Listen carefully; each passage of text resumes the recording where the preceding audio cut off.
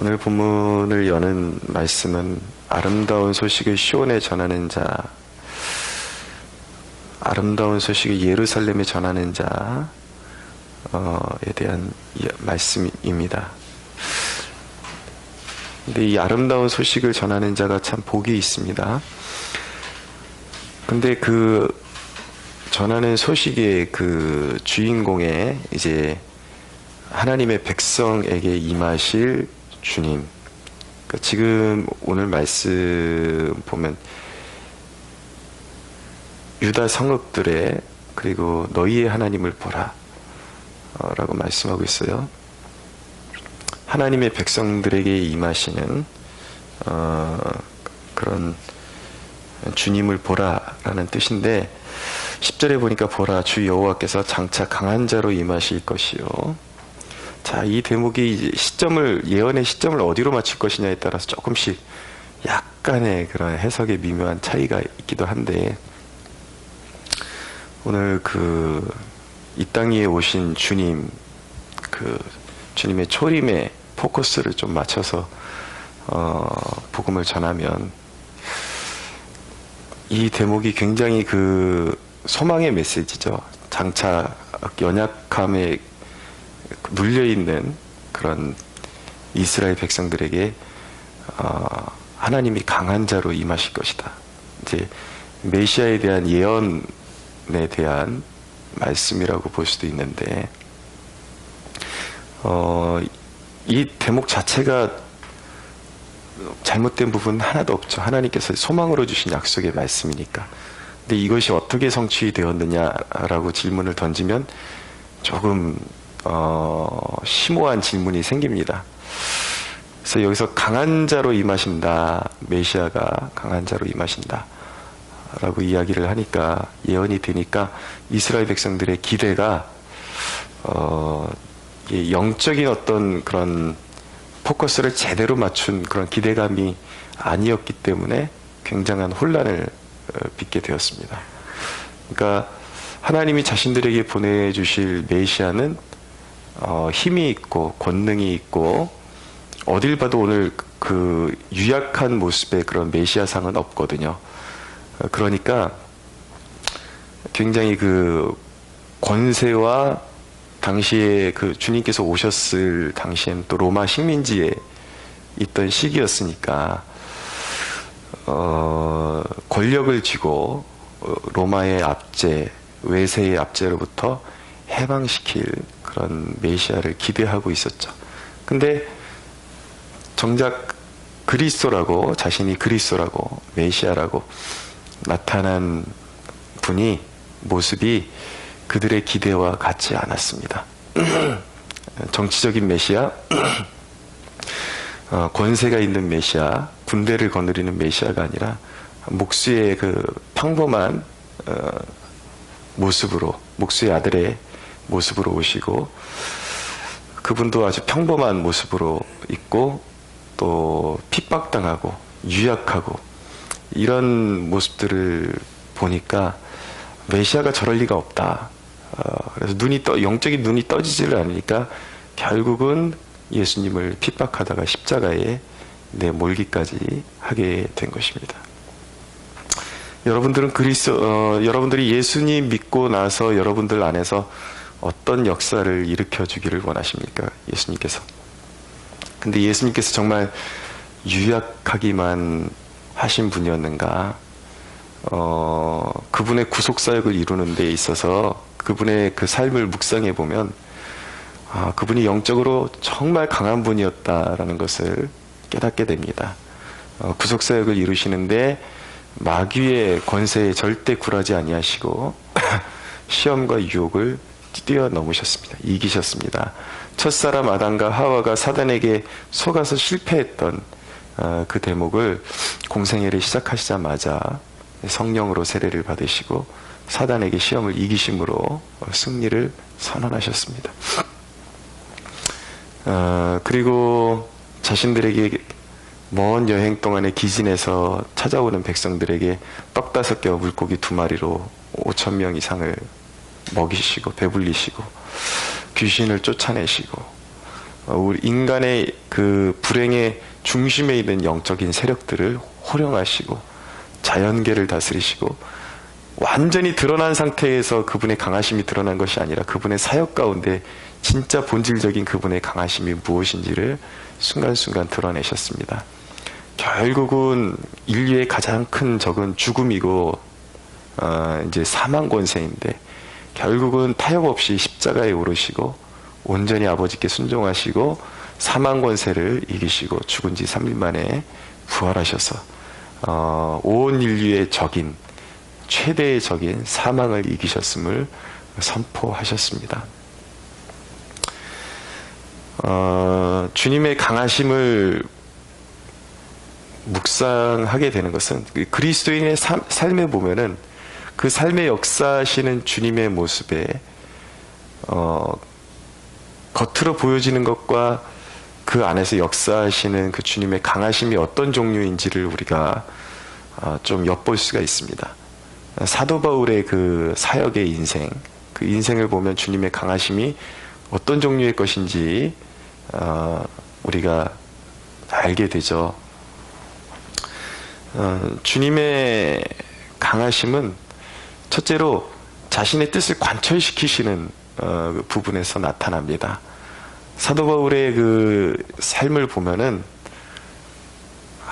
주님께 분명히 사명을 받았고 다메섹 도상에서 엄청난 그런 신앙적인 체험을 하면서 완전히 변화받았고 이방의 빛이 되리라는 그런 사명을 가지고 이제 로마에 대한 비전을 주님께서 주셨습니다. 주셨는데 너는 로마를 보게 되리라. 그리고 너를 누구도 해할 자가 없으리라. 이렇게 말씀하셨는데 바울이 로마까지 가는 그 과정은 늘 그 유대인들에게 돌로 맞는 그런 위험과 엄청난 위협들이 따라다니죠. 고린도 후서 11장에도 보면은 자신이 얼마나 그 고난을 많이 당했는지 다 나열을 하잖아요. 돌에 맞고 몇 번 파산하고 굶고 춥고 그리고 매 맞고 이렇게 넘겨지고 유대인들에게 넘겨지고 결국은 재판받기 위해서 그런 모습들인데 어떻게 보면 정말 주님은 도대체 뭐 하시는 것일까? 라는 질문이 던져지죠. 근데 그 과정을 보면은 주님이 돌보시지 않았으면 유대인들에게 넘겨져서 그냥 바로 돌에 맞아 죽을 수 있는 그런 상황 가운데서도 매 순간마다 주님이 건져내시면서 겉모습은 그 이방의 심판관들에게 재판받는 그런 유약한 바울의 모습이지만 사실 그 내막을 보면은 한치 오차도 없이 주님이 함께 하시고 성령으로 함께 하시고 돌보시고 때로는 천사를 보내주시기도 하시고 길을 여시고 결국은 로마까지 가는데 한치 오차도 없이 로마까지 길을 여시는 그런 주님의 능력을 보게 됩니다. 자신의 뜻을 아무리 권세자들이 날뛰어도 그리고 대적자들이 날뛰어도 반드시 그분이 바울을 통해서 이루기로 뜻하신 그것을 관철시키시는 그분의 강하심을 보게 되죠. 그것을 보게 될 때 우리 그리스도인들이 아무리 시련에 넘어지는 것 같고 할지라도 결국은 그분 안에 우리가 거할 때에 그분의 뜻은 성취될 수밖에 없다. 세상 그 무엇도 시련도 그분의 뜻하심을 막을 수 없다라는 것을 우리가 깨닫게 됩니다. 또 하나는 그분의 강하심이 어떻게 나타나냐면 그분의 지혜로 나타납니다. 사실은 그 바울이 그렇게 대적자들 그리고 권세자들에게 고통받는 모습이 한없이 유약해 보이지만 그것이 이런 것입니다. 하나님 나라를 대적하는 세력들로 하여금 최후의 심판의 날에 하나님을 대적했다는 그 사실에 대해서 핑계할 수 없게끔 그들의 그 모든 악한 행위가 주님에 의해서 허용되고 있다라는 것. 그래서 결국은 악인이 이기는 것 같지만 결국은 그것이 다 하나의 그 심판의 증거가 되고 빼도 박도 못하는 악인들의 심판의 증거가 된다라는 것을 이제 보여주게 되는 것이죠. 그래서 결국은 마지막 날에 어떻게 될 것인가? 주님의 진정한 강하심을 보게 될 것입니다. 그래서 우리 그리스도인들, 신실한 그리스도인들, 매일 사망에 넘겨지는 것 같고 어두움에 넘겨지는 것 같은 우리 진실된 그리스도인들은 부활의 영광에 주님이 경험하셨던 것과 똑같은 경험을 하게 될 것입니다. 가장 약한 자인 것 같았으나 사망을 이기고 부활에 참여하는 영광을 누리게 될 것입니다. 그리고 또 한 가지 주님의 강하심을 보게 될 텐데, 하나님 나라에 도전했고 기세등등했던 악인들이 모두 그리스도의 발 앞에서 벌벌 떨며 심판을 받는 그런 역사를 보게 될 것입니다. 그러니까 최종적으로 종말에 주님의 완전한 강하심이, 그분이 얼마나 강하신지 이제 만천하에 드러나는 일들을 이제 경험하게 될 것이라는 거죠.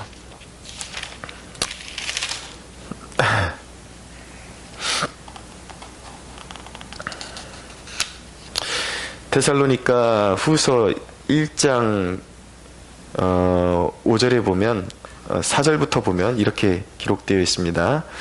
그러므로 너희가 견디고 있는 모든 박해와 혼란 중에서 너희 인내와 믿음으로 말미암아 하나님의 여러 교회에서 우리가 친히 자랑하노라.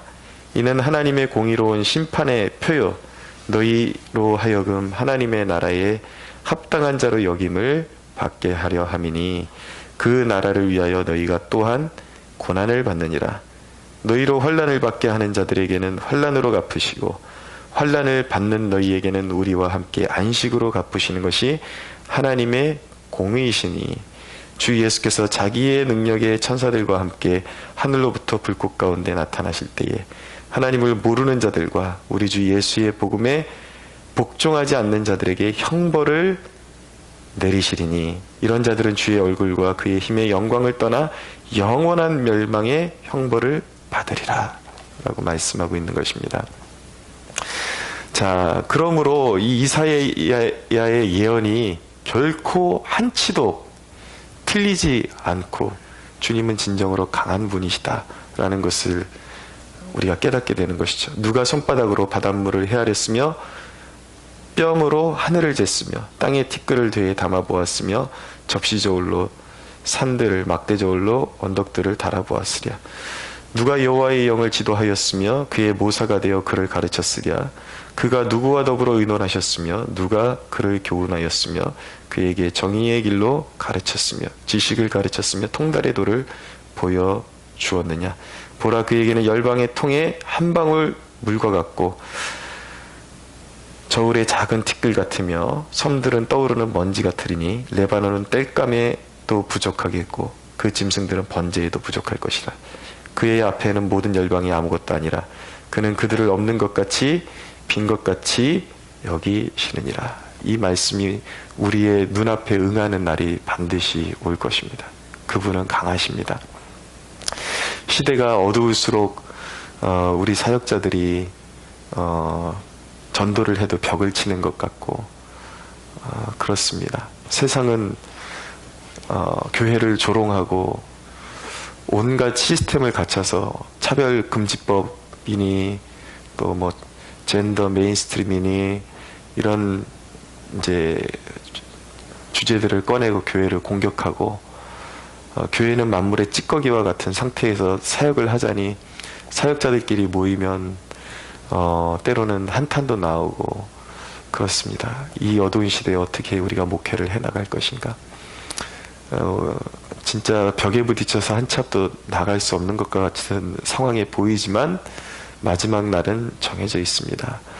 우리의 사역을 방해하고 교회의 앞길을 이렇게 짓누르던 악의 세력들과 그에 동조했던 모든 세력들은 만천하의 심판에 빠지는 것이 드러나게 될 것이고 이 어두운 세대에 자기 믿음을 지키고 비록 벽을 치는 것 같은 그러한 역경 가운데 있지만 하나님의 백성들은 결국 잘했다 나의 충성된 종들아 너희가 가장 어두운 시대를 믿음으로 잘 견디고 어둠과 싸웠던 것을 내가 보았다 라고 위로하시고 큰 상급으로 갚아주시는 그날이 반드시 올 것을 믿고, 오늘도 이 세상에 동일하게 맞서오는 어둠과 역경이 있지만 우리 강하신 주님이 이 순간에도 성령으로 함께 하시며 그분의 천사들을 보내셔서 순간순간마다 도우시고 주님의 뜻을 이루고 계신다라는 것을 믿고, 그 강하신 주님은 실패하지 않는다, 이 믿음 가지고 주님을 바라보며 승리하시는 저와 여러분들이 되기를 주 예수님의 이름으로 축원합니다.